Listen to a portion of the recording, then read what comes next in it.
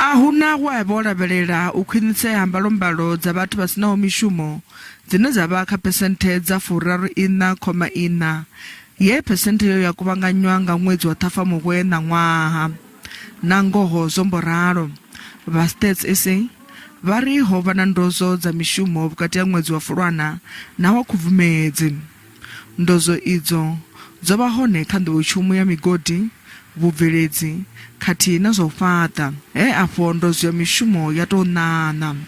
Tshivhalo tsha vhathu vha xelelwa nga mishumo ndi tshino zwino tsha vha kha zwigidi zwa maḓana maṱanu ḽithihi na furathi kana 660,000 wa vhathu vhane zwino vha vhalwa kha vhane vha si shume. It is now abundantly clear that unless the working class, the poor, the majority of the black population can stand up and demand redress and demand that government change the direction it has followed for the past 27 years, we will continue to read about the horrors of unemployment and all that goes with it.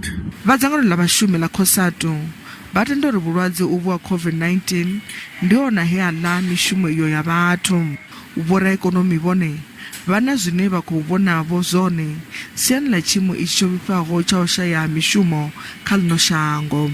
Ndozo yo khulwane ya mishumo yo no ita na u vhanga tshivhalo tsha vhathu vhane vha no laṱa fulufhelo ḽo ṱoḓa mishumo nga u ḓivha uri vha nga si i wane, uri tshi gonyele nṱha u bva kha phesenthe dza 4.4 u ya kha dza 4.6 kha lushaka lwoṱhe lwa ḽino shango.